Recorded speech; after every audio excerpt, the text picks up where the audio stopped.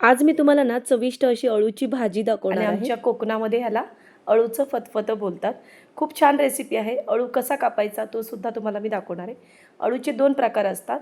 म्हणजे हे जो आहे काळा देठ आहे, ह्याला अळू म्हणतात आणि एक दुसरा तेरा म्हणून बोलतात. त्याला देठ असं सफेद असतं. असे हे 2 अळूचे प्रकार असतात. तर हा गणपतीत केलेला जाणारा पदार्थ आहे. तर पहिल्या दिवशी गणपतीच्या तेरा केला जातो व्हाईट देठाचा आणि दुसऱ्या दिवशी अळू हा म्हणजे काळ्या देठाचा.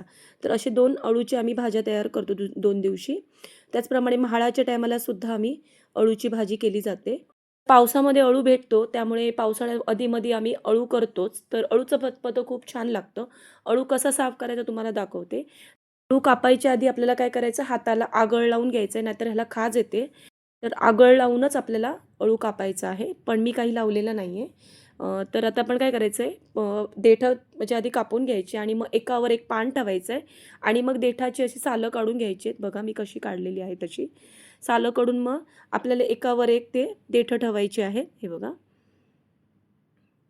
तर अशी ही देठांचे दोरे मी काढून घेतले आणि मग असं रोल करायचं आहे. मध्ये-मध्ये ही देठं घालायची आहेत. हे बघा अशा पद्धतीमध्ये.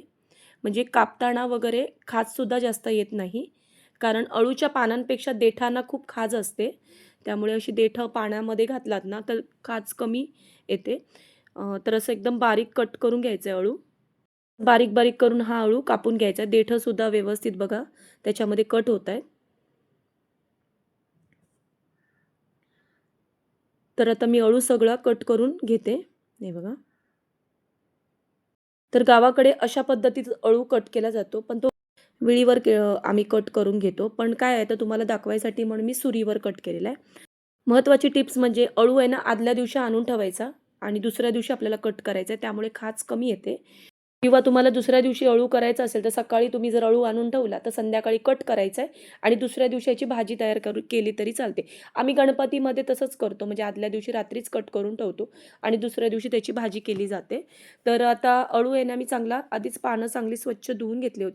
नंतर एका पानाने मी परत धुवून घेतलेली आणि जो आपला झारा असतो त्याने मी अळूची पानं जी आहेत ते आपण कट करून घेतलेली आहे, ते आपण काढून घ्यायची म्हणजे हाताला वगैरे खाज येणार नाही. अळू आहे ना कुकरला शिजवून घ्यायचं आहे. त्यामध्येच मी चवळी आणि शेंगदाणे उकडवून घेतलेले.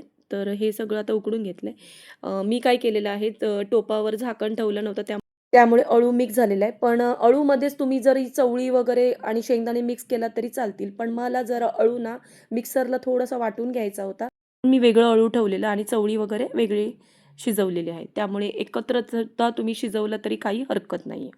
तर आता मी ह्यातलं पाणी काढून घेतलं आहे चवळीमधलं आणि ह्या अळूमध्ये पण पाणी आहे ते सुद्धा आपल्याला काढून घ्यायचं आहे. तुम्हाला जर अळूचं फतफतं जर पातळ थोडं करायचं असेल तर तुम्ही हे पाणी वापरायचं. जर तुम्हाला अळूची भाजी सुकी करायची असेल तर तुम्ही हे पाणी नाही वापरलं तरी चालेल. तर आता ह्यातलं ना थोडंसं वाटीभर मी अळू आहे ना थोडं मिक्सरला वाटून घेणार आहे. म्हणजे त्यामुळे ना अळू खूप चवीला पण खूप भारी लागतं.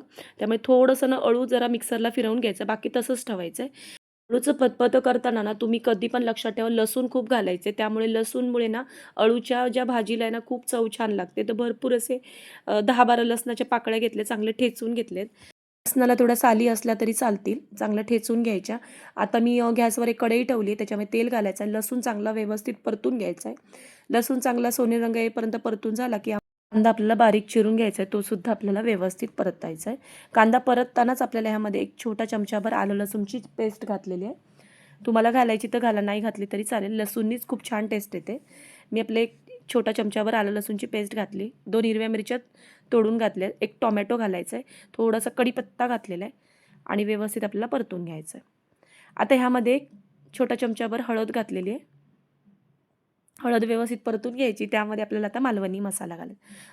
2 चमचे मी मालवणी मसाला घातलेला आहे. मालवणी मसाल्यामध्ये सगळं गरम मसाला वगैरे असतं. त्यामुळे मी एक्स्ट्रा असा गरम मसाला वगैरे घातलेला नाही. तुमच्याकडे जर नसेल तर लाल तिखट आणि थोडा गरम मसाला घालायचा आहे. आता मसाला व्यवस्थित परतून घेतला आहे. यामध्ये आपण जी अळूची भाजी आहे, जी वाटलेली नाही आहे, ती घातलेली आहे. ती व्यवस्थित परतून घ्यायची. ह्यामध्ये आता चवळी आणि शेंगदाणे घालून घ्यायचे. ते सुद्धा व्यवस्थित परतून घ्यायचं आहे.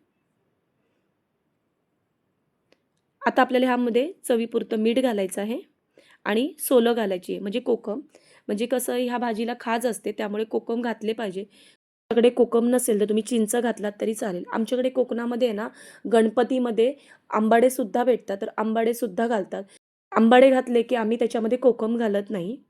आता ही भाजी एकदा व्यवस्थित मिक्स करायची.